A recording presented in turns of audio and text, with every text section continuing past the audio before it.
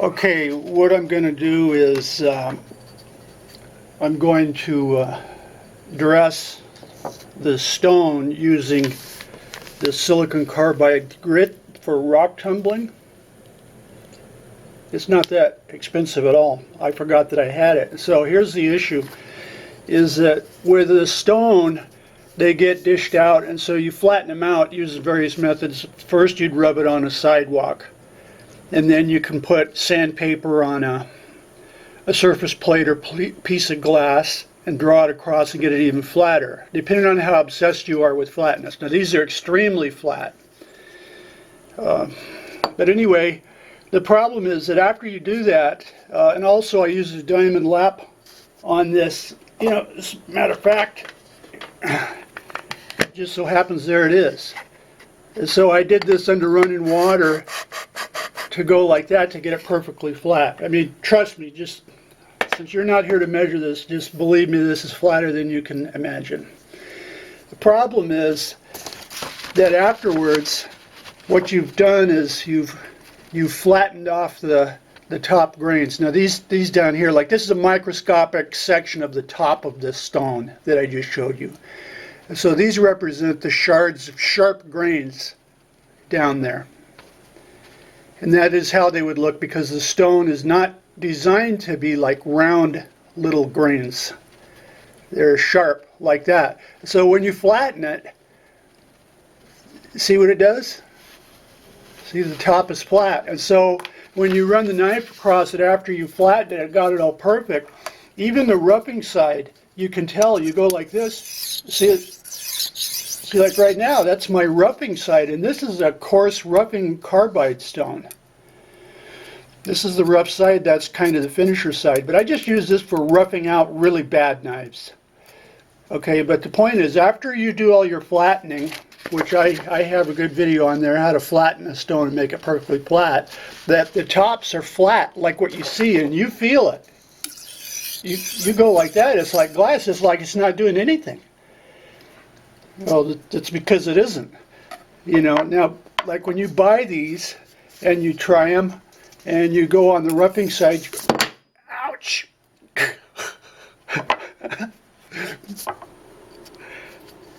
I think I'll leave that in there. And so you go like this, you can feel that it's roughing out the knife. I mean, it really roughs it out quick, and it takes off the excess metal. Okay, but then after you flatten it, then you can feel it's like nothing. Okay, so I kind of rambled a bit on that because I'm kind of shook up. So the two that I'll be using are 60-90, and I may experiment with 120-220. So anyway, that's what I'm going to do. Now I'm going to go over to the surface plate and put some water on it, and then rub this with the stuff. Okay, this actually happened.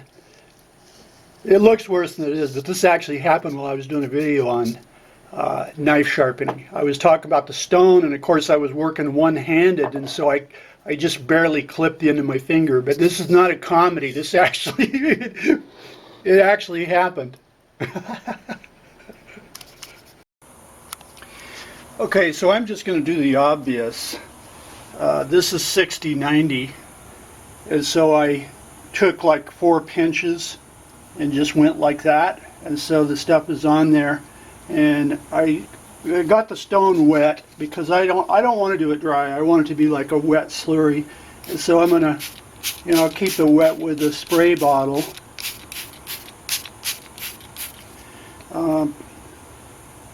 You may see me wearing a glove because of the blood, but anyway, starting out on the rough side,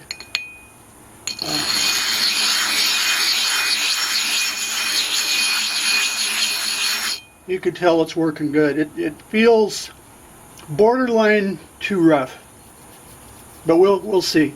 Okay, now here's the fine side. And so now I'm going to see how it does, and then I'll report back. Anyway, that's it, really. It's not much more to it. It's just common sense. Let me explain that to flatten the stone using sandpaper or whatever, okay, that's called truing. Okay, in other words, it flattens it. But dressing is now that you've got it flat, then you want to dress the actual surface to get the grains back where they're cutting.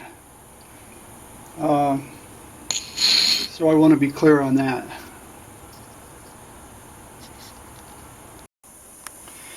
Okay, I did about,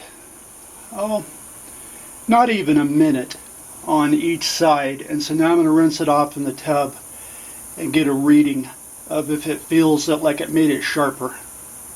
You don't want to rinse it off in the sink because that grit goes into the garbage disposal and will kill the garbage disposal. I know because with this grit I use for rock tumbling, so you can't do it down the kitchen sink.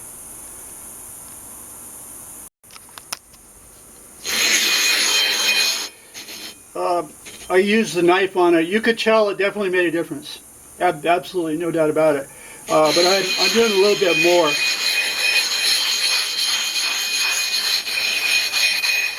And I more liberally put on the 60-90 grit. I put some more on 2 or 3 times.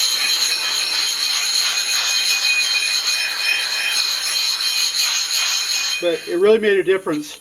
It's hard to do it one-handed, but when I ran the knife along there, you could tell it had that nice sharp cutting feeling, like it was cutting the knife like when the stone is new, instead of just glazed and going across it, sliding like you're sliding it on glass. You could, very definite difference. And so I'm just kind of finishing up. And I'll rinse it off again and call it good.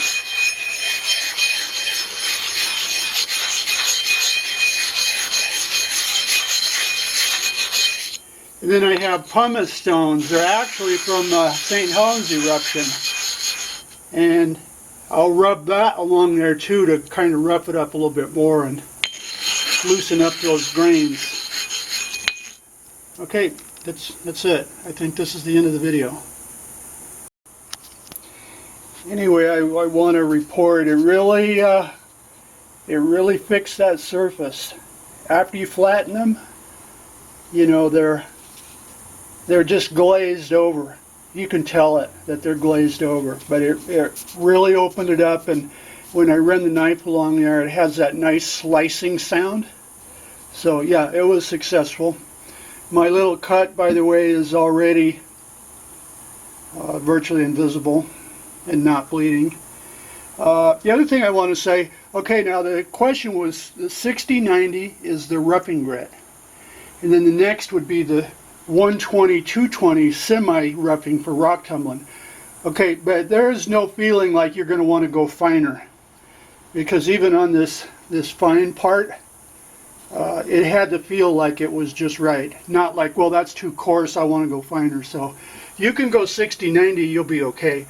Now, if you have a specialty stone like those experts with their 5,000 10,000 grit stones, Japanese stones that are $500 each, well then sure, go to the 120-220. But for a normal stone you're just going to rough out knives with, the 60-90 is just fine. Also, that when you're rubbing, if you keep going and going and going and going until it breaks down the carbide excessively, well then you're back where you started. Now you're flattening the stone and flattening off the top of the grit because they're getting so fine. Now you're polishing it, so you're going right back where you were. So don't just sit and go endlessly. Put the stuff on there pretty liberally and rub for maybe 20 seconds and then put some more on. Don't keep going and going and going until it's a fine powder.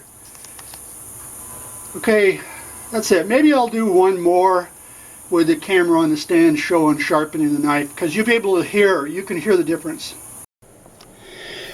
Anyway, I will finish up with this because you can tell the difference. I mean, there's no doubt about it. You go like this, see, and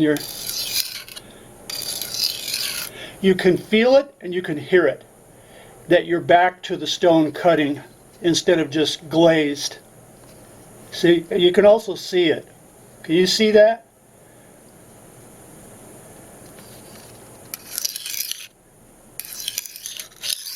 No doubt about it. You can see it and hear it. I recommend doing it if you're not doing it.